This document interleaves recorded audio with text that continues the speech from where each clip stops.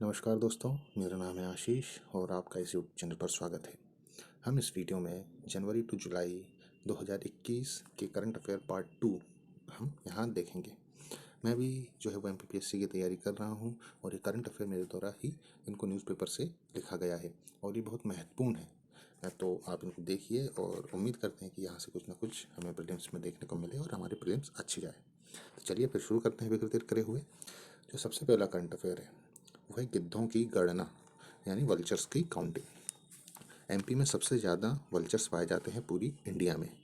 Total जो 2020 की गणना हुई थी उसमें 9,446 यानी 9,446 वल्चर एमपी में पाए जाते हैं।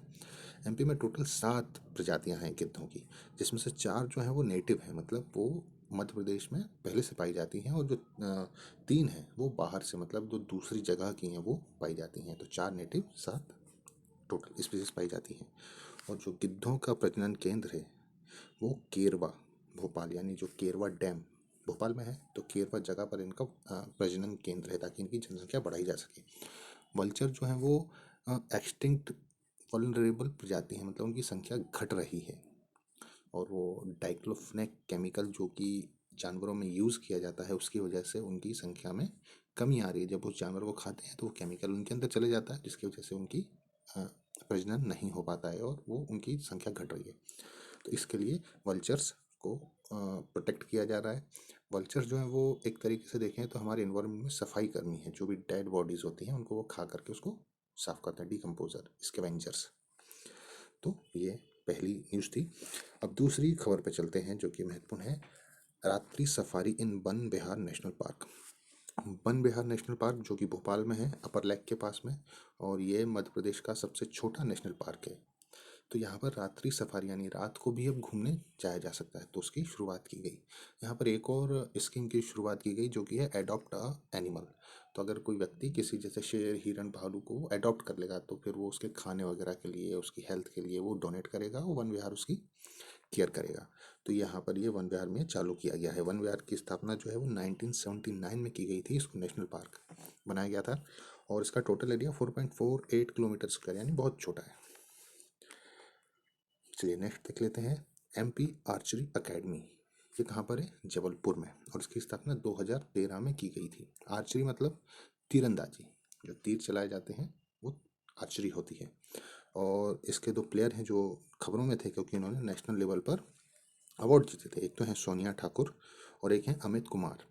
एमपी शूटिंग अकादमी, जिसमें है पिस्तौल से जो गोलियां चलाई जाती हैं, निशानेबाजी, वो 2007 में स्थापना की गई थी और उसकी स्थापना भोपाल में की गई थी। तो ये पूछ लेते हैं कभी कभी कि ये अकेडमी की स्थापना कब की गई और ये कहाँ पर है। तो ये 2 अकेडमी प्रमुख हैं। Doctor Wakankar award. Doctor Vishnu Shridhar Wakankar, ये मध्य प्रदेश के बहुत ही फेमस आर्कियोलॉजिस्ट हैं, यानी पुरातत्व वेदी। ये नीमच में इनका जन्म हुआ था और जो विक्रम यूनिवर्सिटी उज्जैन है वहाँ पर ये कार्य किया इन्होंने, और नर्मदा नदी और चंबल नदी में काफ़ी आर्कियोलॉजी का काम किया। तो इनके सम्मान में 2005 में मध्य प्रदेश में डॉक्टर वाकड़कर अवार्ड की स्थापना की गई, जो कि अपने क्षेत्र के जो उस पुरातत्व वेदियों को ये सम्मानित किया जाता है। इन्होंने भीमबेटका की खोज में भी इनका महत्वपूर्ण योगदान था।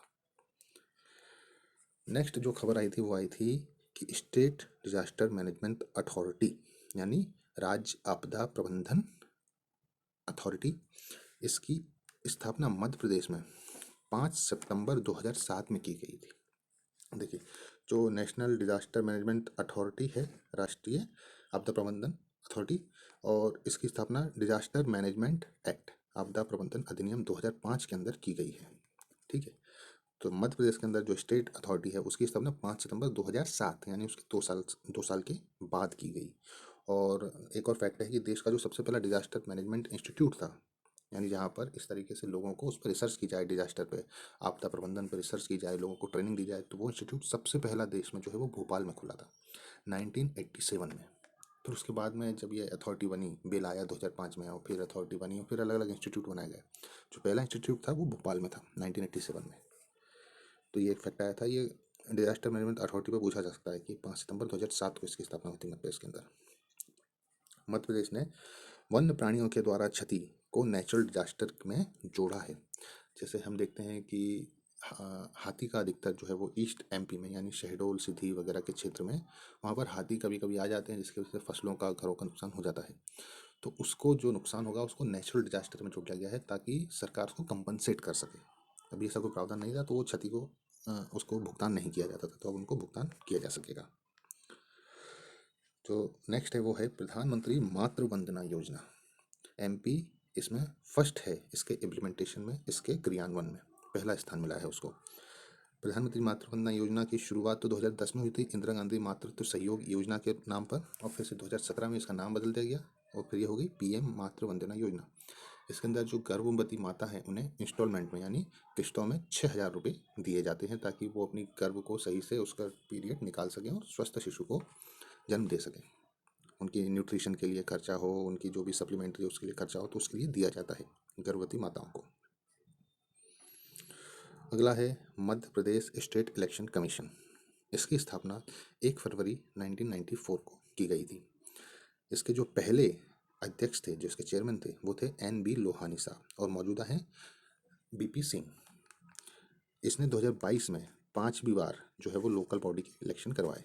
लोकल बॉडी जैसे पंचायत हो गया, इनके इलेक्शन इसने 5th टाइम करवाए और ब्रांड एम्बेसडर बनाया था सारिका घारू को। तो ये कुछ खबर है। अगला देखते हैं कि जब ये इलेक्शन हो रहे थे, जब ये पंचायतों के इलेक्शन अनाउंस हुए, तो सीएम ने अनाउंसमेंट की थी कि बालक बालिका की जहाँ पर बराबर जन्म दर है, मतलब इक्वल चाइल्ड सेक्स रेशो है, या फिर ऐसी पंचायतें जहाँ पर कोई FIR नहीं हुई है उन पंचायतों के द्वारा, तो उनको 2 लाख का इनाम दिया जाएगा मध्य प्रदेश सरकार के द्वारा ताकि वो उसको अपने लोकल डेवलपमेंट में इम्प्लीमेंट कर सकें। ये घोषणा सीएम के द्वारा की गई थी। अब देखते हैं ऊर्जा महिला हेल्प डेस्क। इसको हर एक थाना, जितने भी थाना चौकियाँ होती हैं वहाँ पर एक डेस्क ऐसी बनाई जाएगी जहाँ जिसको बोला जाएगा ऊर्जा महिला हेल्प डेस्क। उस ऊर्जा महिला हेल्प डेस्क पर जो है वो महिला बैठेगी ताकि अगर कोई भी महिला कंप्लेंट करने जाती है तो वो बिना झिझक के अपनी सारी परेशानियां उसको बता सके, क्योंकि कई बार क्या है कि वो महिला उतनी कंफर्टेबल नहीं होती है पुरुष पुलिस वाले को बताने में। तो एक महिला डेस्क बनाई जाएगी जिसके पास कुछ अथॉरिटी होंगी, वो महिलाओं की रिपोर्ट लेगी और उसको फॉरवर्ड करेगी। तो इस तरीके से MP पुलिस ने इनिशिएटिव लिया था कि महिलाओं के जो प्रति क्राइम हो रहे हैं उनकी रिपोर्टिंग ज़्यादा से ज़्यादा हो सके और उनको ज़्यादा से ज़्यादा न्याय मिल सके। अगला है सिंगौरगढ़ का किला। सिंगौरगढ़ ये जो है ये हमारी गोंडवाना की हिस्ट्री से जुड़ा है। गोंडवाना गोंड वंश जिसके संग्राम शाह थे और दुर्गावती जिसकी महान शासिका थीं, जिन्होंने मुगल सेना के विरुद्ध लड़ते हुए अपनी बलिदान दिया था। तो सिंगौरगढ़ का किला खबर में था। क्यों? सिंगौरगढ़ का किला है दमोह जिले में और यहाँ पर दुर्गावती जो रानी थी उनकी शादी हुई थी संग्राम शाह के बेटे से। अभी जो हाल ही में प्रेसिडेंट रामनाथ कोविंद जबलपुर आए थे, उन्होंने जबलपुर सर्कल जो आर्कियोलॉजिकल सर्वे ऑफ इंडिया है ASI का, उसका जबलपुर सर्कल का इनॉग्रेशन किया, वहाँ पर उसकी स्थापना की गई। और जबलपुर सर्कल के चालू होने से अब जो मध्य प्रदेश में जबलपुर के आसपास जो हिस्टोरिकल मॉन्यूमेंट्स हैं उनका अच्छे से ध्यान रखा जाना जाएगा और रखा जाना चाहिए। तो ऐसे में ही सिंगौरगढ़ के किले की उन्होंने बात कही कि उसको भी अब आप वापस से संरक्षित कीजिए, उसकी देखभाल कीजिए उस किले की, ताकि वहाँ पर और टूरिज्म बढ़ सके और हमारी हिस्ट्री प्रोटेक्टेड रहे। तो सिंगौरगढ़ का किला इसलिए खबर में था। ये दमोह में है और गोंडवाना वंश से रिलेट करता है। प्रेसिडेंट कोविंद ने जबलपुर सर्कल ऑफ ASI की उद्घाटन किया। MP शूटिंग अकेडमी, जैसे मैंने अभी बताया था कि 2007 में इसकी स्थापना की गई थी, भोपाल में ये है। एक और घोषणा की गई कि साइंस सिटी है वो उज्जैन में बसाई जाएगी। अब यहाँ पर ज़्यादा डिक्लेयर नहीं किया गया कि साइंस सिटी में क्या होगा, लेकिन विज्ञान से रिलेटेड चीज़ें होंगी और ऐसा एक घोषणा की गई। आगे देखते हैं होता है कि नहीं। मिशन ग्रामोदय और मिशन नगरोदय, ये मध्य प्रदेश सरकार ने इनको भी चालू किया, जहाँ पर है आवास की बेसिक फैसिलिटीज़ का विस्तार, मतलब पानी, बिजली, नाली, सड़क, इन सब चीज़ों को विस्तार किया जाएगा, तो उसमें मिशन ग्रामोदय उनका नाम दिया गया। ये सब तब की घोषणाएं जब पंचायत इलेक्शन चल रहे थे, तो ये सब उस समय सरकार ने इनको घोषित किया था। 2021 में एक कंट्रोवर्शियल बिल पास किया गया, कई राज्यों ने पास किया, MP ने भी पास किया। कंट्रोवर्शियल इसके लिए क्योंकि इसका सब्जेक्ट मैटर ऐसा था। हालांकि ये सब बिल पहली बार पास नहीं हो रहा है और ना ही हमें इसे कंट्रोवर्सी की नज़र से देखना चाहिए। हमें अगर हम ब्यूरोक्रेट बनने जा रहे हैं तो हमें उसके लीगल एस्पेक्ट की तरफ से देखना चाहिए। इसके बारे में जान लेते हैं। फ्रीडम ऑफ रिलीजियन एक्ट 2021 में बिल पास किया गया। इसमें जो है वो फोर्स्ड कन्वर्जन ऑफ रिलीजन को रोकने के लिए, मतलब बलपूर्वक या छलपूर्वक अगर किसी का धर्म परिवर्तित किया जाए तो उसको रोकने के लिए बिल लाया गया।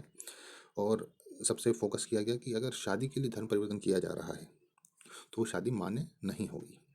इसमें प्रावधान रखा गया कि 60 दिन पहले जो है वो डिस्ट्रिक्ट मजिस्ट्रेट यानी कलेक्टर को, अगर आप धर्म परिवर्तन कर रहे हैं तो 60 दिन पहले आपको उसकी सूचना डीएम को देनी पड़ेगी।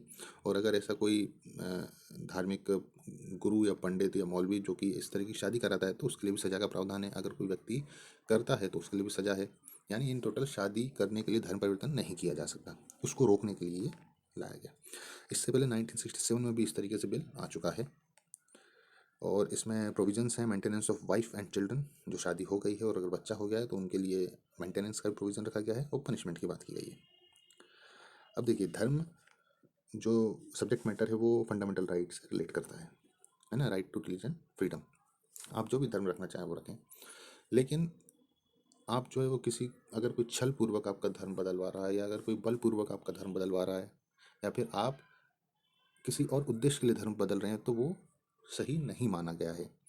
और उसके प्रति सरकार के, समाज के अलग अलग वर्ग से इसकी आवाज़ उठ रही थी, इसके लिए सरकारों ने इस तरीके से बिल बनाया।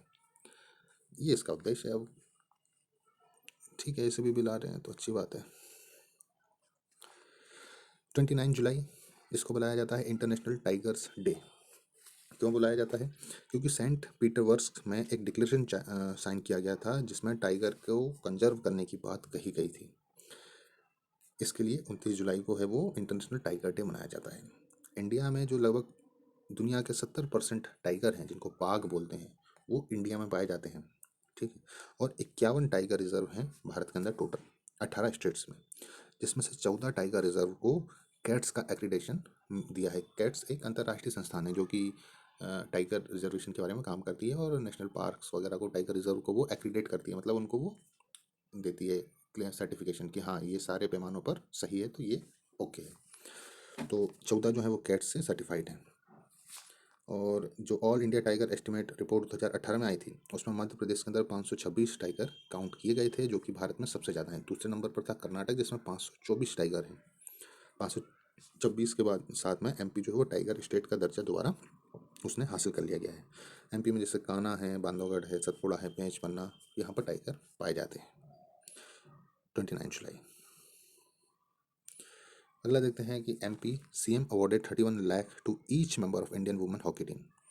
जो 2021 में 21-22 में जो ओलंपिक्स हुए थे, टोक्यो ओलंपिक्स, वहाँ पर महिला हॉकी टीम जो इंडिया की थी वो 4th पोजीशन पर फिनिश किया उसने टूर्नामेंट में। तो उनको सम्मानित करने के लिए और उनको उत्साहित करने के लिए मध्य प्रदेश सरकार ने, सीएम ने प्रत्येक प्लेयर को 31 लाख रुपए का प्राइज दिया गया। ये खबर थी। फिर 2021 में एक और घटना घटी कि ग्वालियर चंबल रीजन में बाढ़ आई। ग्वालियर चंबल रीजन जो है वो कम बारिश के लिए जाना जाता है, वहाँ पर उतनी बारिश होती नहीं है। ज़्यादा बारिश होती है ईस्ट एमपी में, लेकिन जो नॉर्थ एमपी है वहाँ पर उतनी ज़्यादा बारिश होती नहीं। लेकिन 2021 में वहाँ पर मूसलाधार बारिश हुई जिसकी वजह से जो नदियाँ थीं जैसे सिंध हो गई उनमें बाढ़ आ गई। और बाढ़ आने के कारण काफ़ी जान और माल का नुकसान हुआ, पुल भी बह गए, लोगों की फसल बर्बाद हो गई। तो ये वहाँ पर एक देखने को मिला। और चूँकि वहाँ पर आती नहीं थी हर साल तो वो तैयार भी नहीं थे उसके लिए अथॉरिटी, तो उसकी वजह से काफ़ी नुकसान हुआ। अब इसका कारण क्या है बाढ़ आने का? तो सबसे पहले जो वहाँ की नदियाँ हैं, चंबल की सहायक नदियाँ मुख्यतः वहाँ पर बहती हैं, जैसे सिंध हो गई। तो वहाँ पर इलीगल सैंड माइनिंग जो है वो काफ़ी की गई, जिसकी वजह से उसका जो फ्लो का एब्जॉर्व करने का वो था कैपेसिटी नदी का, वो कम हो गया।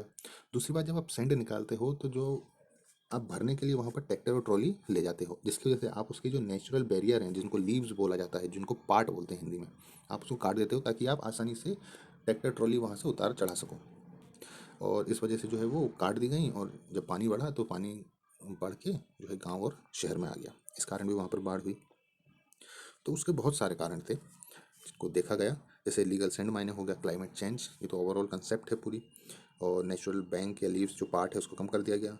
चेंज इन लैंड नेचर मतलब जो नदी का पानी पहले सोख लेती थी अब वहाँ पर कंक्रीट की सड़कें या घर बना दिए गए हैं, तो इसकी वजह से वो सोख नहीं पाई और वो आगे बह गया।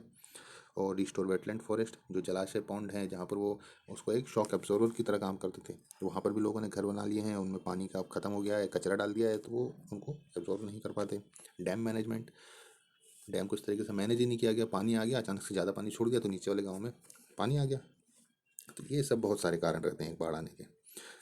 ह्यूमन कारण ज़्यादा रहते हैं वनस्पत नेचुरल कारण के।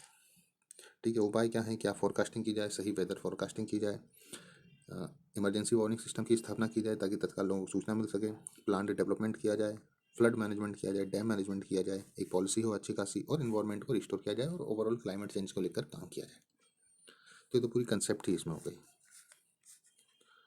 अगला जो करंट अफेयर है वो है कि Indore first water surplus city in India. ये टैग दिया गया इंदौर को। इंदौर 6 बार से, लगभग 6 बार से स्वच्छ सिटी है, मतलब स्वच्छ भारत के अंदर क्लीनेस्ट सिटी ऑफ इंडिया है इंदौर। अब उसको ये टैग भी मिल गया है first water surplus city of India. मतलब इंदौर में 2 नदियां हैं, कान्हा और सरस्वती। कान्हा को खान नदी भी बोलते हैं, तो कान्हा नदी और सरस्वती नदी। इसमें जो भी इंदौर का वेस्ट वाटर है, जो भी सीवरेज का पानी है, नालियों का, गटर का पानी है, उसको ट्रीटमेंट करके ही छोड़ा जाता है। ये अचीवमेंट हासिल किया है इंदौर ने। All water released by city is treated and then released in river. और ट्रीटमेंट जो किया जाता है वो सेंट्रल पॉल्यूशन कंट्रोल बोर्ड के जो स्टैंडर्ड हैं, जो उसके मानक हैं, उसके मानकों के आधार पर किया जाता है। तो इसलिए उसको ये वाटर सरप्लस सिटी का दर्जा दिया गया। साथ में जो एडिक्वेट इंफ्रास्ट्रक्चर है वो भी उपलब्ध है, उन्होंने उसकी व्यवस्था की, उसका मेंटेनेंस और एक सस्टेनेबल प्रोसेस। मतलब ऐसा नहीं कि 4 दिन करा लेकिन वो प्रोसेस ही सस्टेनेबल नहीं है तो आगे कंटिन्यू नहीं हुई। तो ये सब अचीव किया है उसने, और इसके लिए उसको वाटर सरप्लस सिटी का टैग दिया गया। तो ये बहुत बड़ी अचीवमेंट है इंदौर जैसी बड़ी सिटी के लिए। और अगर इंदौर जैसी बड़ी सिटी कर सकती है तो मध्य प्रदेश की जो अलग शहर हैं, जैसे जबलपुर हो गया, ग्वालियर भोपाल हो गया, उज्जैन हो गया, तो इन सिटीज़ को भी ये डेवलप करना चाहिए ताकि हम हमारी नदियों को सुरक्षित कर सकें। अगला है MP player participated in Tokyo Olympic. Tokyo Olympic से मुझे लगता है कि काफ़ी क्वेश्चन आ सकते हैं इस बार, क्योंकि पिछला जो 2021 हुआ था उसमें भी 1-2 क्वेश्चन आए थे, और टोक्यो ओलंपिक के बाद में अभी कोई इतना बड़ा इवेंट हुआ भी नहीं है। एक तो T20 वर्ल्ड कप हुआ है, साथ में फीफा हुआ है अभी, तो मुझे लगता है कि वहाँ से काफ़ी क्वेश्चन आ सकते हैं। चलिए, तो अगला है कि विवेक सागर, ये तो बहुत फेमस हो गए थे, ये हॉकी के प्लेयर थे और जो ये टूर्नामेंट में इंडिया टीम में पार्टिसिपेट किए थे। नीलकांत शर्मा, ये भी हॉकी के स्क्वाड में थे। ऐश्वर्य प्रताप सिंह तोमर, ये शूटिंग में थे। और शिवेंद्र सिंह, ये असिस्टेंट हॉकी कोच थे। और प्राची यादव, ये पैरालंपियन है, मतलब दिव्यांग ओलंपियन हैं, और ये ग्वालियर से बिलोंग करती हैं। और कैनोइंग एक नदी में नाव तैराने की प्रतियोगिता होती है, तो पैरालंपियन है, इन्होंने पार्टिसिपेट किया था। और आने वाला जो टूर्नामेंट है शायद वो कॉमनवेल्थ है, तो कॉमनवेल्थ से रिलेटेड भी क्वेश्चन आ सकते हैं। तो जो पिछला मेजर टूर्नामेंट गया है वो, और आने वाला इस साल या अगले साल जो मेजर टूर्नामेंट है, वहाँ से अधिकतर क्वेश्चन पूछे जाते हैं। तो इनको आप एक बार देख लेना, हम भी वीडियो में कोशिश करेंगे कि उनको कवर कर लें। अगला जो है वो है टूरिज्म से रिलेटेड। सिंगरौली आप जानते हैं कि सिंगरौली जो है वो कोयला के लिए बहुत फेमस है, और बिल्कुल बघेलखंड पठार पर सेंटर में लोकेटेड है ना। तो नॉर्थ कोल फील्ड लिमिटेड, वहाँ पर जो वो कंपनी है वो कोयला खदान करती है। तो यहाँ पर एक प्रपोजल दिया गया एमपी टूरिज्म डिपार्टमेंट के द्वारा, बोर्ड के द्वारा, कि यहाँ पर इको माइनिंग टूरिज्म सर्किट को डेवलप किया जाए। मतलब जो टूरिज्म है उसको डेवलप किया जाए, क्या दिखाने के लिए, एक तो माइनिंग एक्टिविटीज़ किस तरीके से की जाती हैं, वो कोयले के बहुत बड़े बड़े गड्ढे होते हैं, वहाँ पर टूरिज्म प्रमोट किया जाए। और इकोलॉजी को दिखाने के लिए, पर्यावरण को दिखाने के लिए, जल जंगल है वहाँ पर तो उसको दिखाने के लिए, तो ऐसा एक सर्किट डेवलप किया जाए, ऐसा प्रपोजल दिया गया है सिंगरौली को लेकर। अगला देखते हैं पीएम स्वनिधि योजना। ये कोरोना के बाद में काफ़ी महत्वपूर्ण योजना रही, और जिससे काफ़ी जो स्ट्रीट वेंडर्स हैं, जो कि पथ विक्रेता हैं जिनको कहा जाता है, जो ठेला लगाते हैं या रेवड़ी लगाते हैं, या कोई पानी पतासी बेच रहा है, कोई कुछ सामान बेच रहा है रोड पर, तो उनके लिए बहुत महत्वपूर्ण रही और काफ़ी सहयोग मिला इस योजना से। तो उसमें 10,000 का कोलेट्रल फ्री लोन दिया गया पथ विक्रेताओं को, ताकि वो जो कोरोना की वजह से उनकी जो आमदनी कम हो गई है तो व्यवसाय वो उससे वापस चालू कर सके। इसका फुल फॉर्म था PM street vendor Atmanirbhar Nidhi. तो ये योजना बहुत महत्वपूर्ण थी। सीएम कोविड-19 बाल सेवा योजना, ये भी मध्य प्रदेश में लागू की गई। इसमें क्या क्या क्या उद्देश्य था कि ऐसे बच्चे जो कि कोविड के कारण अनाथ हो गए हैं, तो सरकार या राज्य उनका गार्जियन बनेगा और उनके लिए खाने की, रहने की, शिक्षा की, स्वास्थ्य की सारी फैसिलिटी उपलब्ध कराएगा 18 साल तक।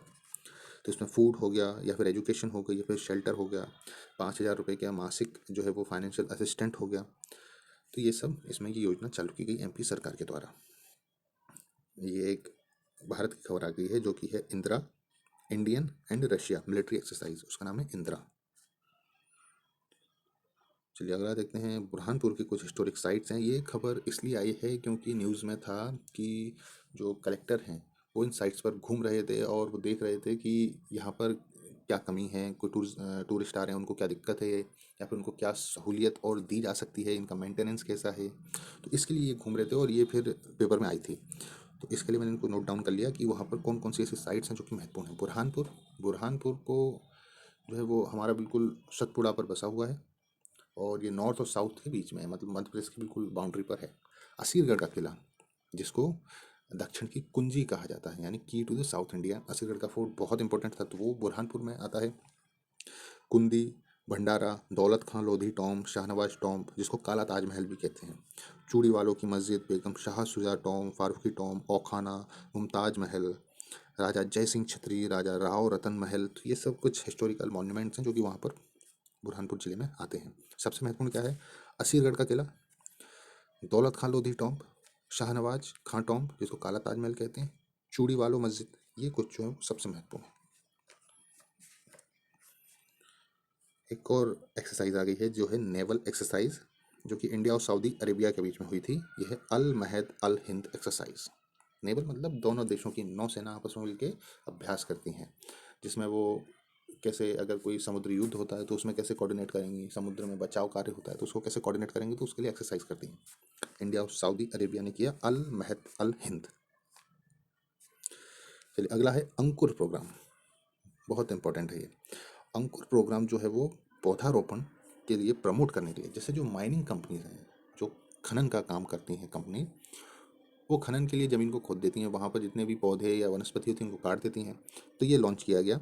इसमें उन खनन कंपनियों को जितने उन्होंने पेड़ पौधे काटे हैं उतने पेड़ पौधे उनको दूसरी जगह लगाने हैं, ये उन टारगेट दिया गया। और ये मध्य प्रदेश में लॉन्च की गई और इसके जो फोटोज़ हैं वो अपलोड करेंगे वायुदूत एप्लीकेशन पर। तो ये एक तरीके से इन्वायरमेंट को कंपनसेट करने के लिए अंकुर प्रोग्राम बनाया गया।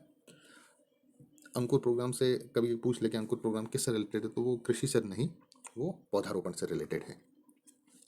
अगला है 1 जुलाई उत्पाद योजना, हमने इसमें पहले पार्ट में भी पढ़ा था। और यहाँ पर कुछ और जो है वो सिलेक्ट किए गए हैं, जैसे ग्वालियर का आलू, मुरैना का शहद, भिंड का बाजरा, शिवपुरी का टमाटर और जबलपुर में मटर। जो बहुत चर्चा में थे वो थे जबलपुर की मटर, मुरैना का शहद, ग्वालियर से आलू। इनको जो है वो फूड प्रोसेसिंग के थ्रू अपडेट किया जाएगा, इनको ब्रांड बनाया जाएगा, इनका एक मार्केट किया जाएगा और ज़्यादा स्किल डेवलप की जाएगी ताकि ये ब्रांड की तरह डेवलप हो देश के अंदर। चलिए अगला कुछ रैंकिंग आई थी, ये 2021 की रैंकिंग है बेसिकली। अब 2022 में आता है तो ये बदल सकती हैं, तो इनको हम आगे देख लेंगे कि बदली है क्या, लेकिन एक नज़रिया मार लेते हैं कि मध्य प्रदेश की रैंकिंग क्या है इंडिया के अंदर। वेजिटेबल्स में 3rd रैंकिंग पर है, फ्रूट्स में 7वें नंबर पर है। प्रोडक्शन में बोल रहा हूँ मैं ये कि मध्य प्रदेश बाकी स्टेट के कंपेरिजन में कौन से रैंक पे है प्रोडक्शन में। मिर्ची में 3रे नंबर पर है, संतरा और धनिया में पहले नंबर पर है, और अमरूद, मटर, लहसुन, प्याज इसमें दूसरे नंबर पर है मध्य प्रदेश प्रोडक्शन में। तो वेजिटेबल्स में 3rd नंबर और फ्रूट्स में 7th नंबर। तो ये बताता है कि एक फूड प्रोसेसिंग इंडस्ट्री का पोटेंशियल क्या है मध्य प्रदेश के अंदर। ठीक है, तो ये बेसिकली दो महत्वपूर्ण है यहाँ पर, वेजिटेबल में 3rd और फ्रूट में 7th। सोचो 28 जिलों में, 27-28 स्टेट्स में फ्रूट में हम 7th हैं, तो कितना बढ़िया हमारे पास पोटेंशियल है कि हम फूड प्रोसेसिंग इंडस्ट्री को यहाँ पर प्रमोट किया जाए, उसके लिए काफ़ी ज़्यादा संभावनाएं हैं।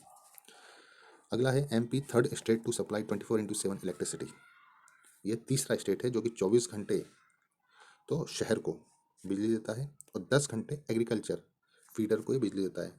फीडर मतलब जो शहर में जो काम है वो 24 घंटे बिजली की जरूरत पड़ती है, और खेती किसानी गांव में जो सिंचाई है तो उनके लिए उतनी ज़रूरत नहीं पड़ती है, तो उनके लिए 10 घंटे जो वो बिजली दी जाती है। ऐसा 3rd स्टेट है। MP 2nd in harnessing total renewable energy potential. ये भी बहुत महत्वपूर्ण है भाई, कि जो एनर्जी, रिन्यूएबल एनर्जी है जैसे सौर ऊर्जा, वायु ऊर्जा, तो उसको हार्नेस करने में एमपी 2nd है। पहला शायद राजस्थान है, राजस्थान काफ़ी अच्छा कर रहा है सौर ऊर्जा के बारे में। अटल एक्सप्रेसवे, ये काफ़ी चर्चा में था और मध्य प्रदेश के जो चंबल रीजन है उसके लिए बहुत महत्वपूर्ण है। इसका दूसरा नाम है चंबल एक्सप्रेसवे, जो कि कोटा राजस्थान से लेकर आगरा यूपी को कनेक्ट करेगा। टोटल 404 किलोमीटर इसकी लेंथ रहेगी, जो कि मध्य प्रदेश में 309 किलोमीटर रहेगा। मध्य प्रदेश के श्योपुर, मुरैना, भिंड जिले से होता हुआ ये जाएगा।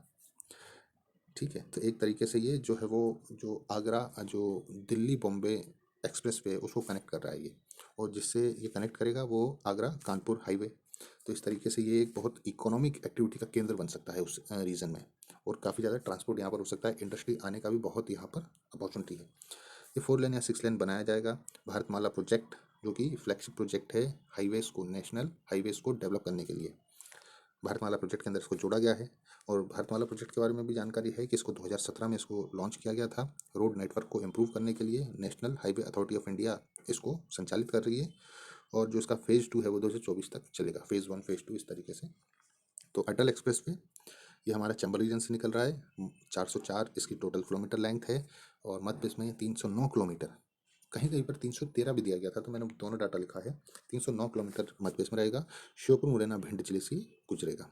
तो जो अगर हम मैप देखें एमपी का, तो श्योपुर मुरैना भिंड, वहाँ पर ग्वालियर है, फिर दतिया है वहाँ पर, तो ये लगभग शिवपुरी तक का जो पूरा एरिया है उसको बहुत अच्छे से वहाँ पर इकोनॉमिक एक्टिविटी की अपॉर्चुनिटी बन सकती है। तो ये वहाँ के आर्थिक उसके लिए अच्छा है। तो अब जो करंट अफेयर है वो हम अगली वीडियो में देखेंगे। आपके जो भी कमेंट हों वो मुझे बताना, आपको कैसा लगा, क्या और इम्प्रूव किया जा सकता है वो भी आप प्लीज़ कमेंट करके बताना। और उम्मीद करते हैं कि एमपीपीएससी प्रीलिम्स में इस बार हो जाए और एमपीपीएससी सिलेक्शन ले कम से कम। 2018-19 के बाद से उसने कोई सिलेक्शन नहीं लिया है, तो काफ़ी लोग जो है वो निराश भी हो रहे हैं। तो निराश होने की बात नहीं है, अब जो है सो है, अपने हाथ में है मेहनत करना, लेकिन समझदारी से। और भी चीज़ों को, और भी पोस्ट को, और भी एग्ज़ाम्स के लिए तैयारी साथ साथ में करें तो ज़्यादा बेहतर होगा, अभी ऐसी जो परिस्थिति बन रही है। चलिए आप बताइएगा कैसा लगा आपको। धन्यवाद।